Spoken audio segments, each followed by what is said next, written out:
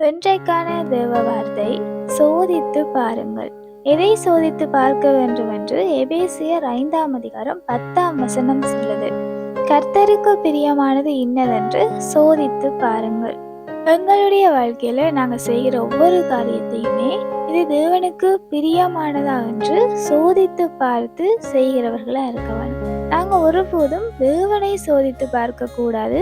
ஆனா நாங்க செய்கிற காரியங்கள் தேவனுக்கு பிரியமானதா, இந்த வழி தேவனுக்கு சித்தமானதா என்று ஒவ்வொன்றையுமே தேவனுடைய பாதத்தில் அமர்ந்து சோதித்து பார்த்து அதை செயற்படுத்துகிறவர்களா இருக்க வேணும். எங்களுடைய வாழ்க்கையில நாங்க எடுத்து வைக்கிற ஒவ்வொரு அடியும் அது சின்னதா இருந்தா கூட இது தேவனுக்கு பிரியமானதா என்று நாங்க சோதித்து அறிகிறவர்களா இருக்க வேணும்.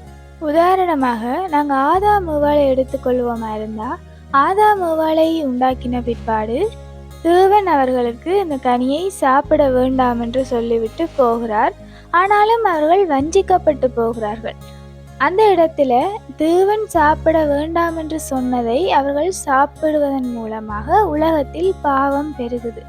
அவர்கள் அந்த இடத்துல இது தேவனுக்கு பிரியமானதா இல்லையா என்றதை குறித்து ஒரு நிமிடம் நிதானிச்சிருந்தார்களா இருந்தா இந்த உலகத்துல இப்படியான பாவங்கள் பெருகி இருக்காது.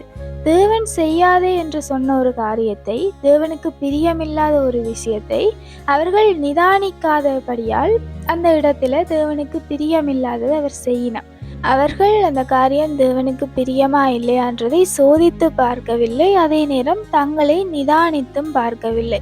அப்படித்தான் சில நேரங்கள்ல எங்களுடைய வாழ்க்கையில நாங்க வஞ்சிக்கப்பட்டு போகிறோம். அப்படி வஞ்சிக்கப்பட்டு போகிறதன் நிமித்தம் தேவனுக்கு சித்தமானது எது, பிரியமானது எது என்று நாங்கள் நிதானிக்காமல் அவருக்கு பிரியமில்லாத காரியத்தை நாங்கள் செய்கிறோம். நாங்களும் வஞ்சிக்கப்பட்டு போகாமல் எப்பொழுதும் தேவனுடைய பாதத்தில் அமர்ந்து அவருக்கு பிரியமானது என்ன என்று சோதித்து பார்த்து அதை செயற்படுத்த கடவோம். Have a bright day.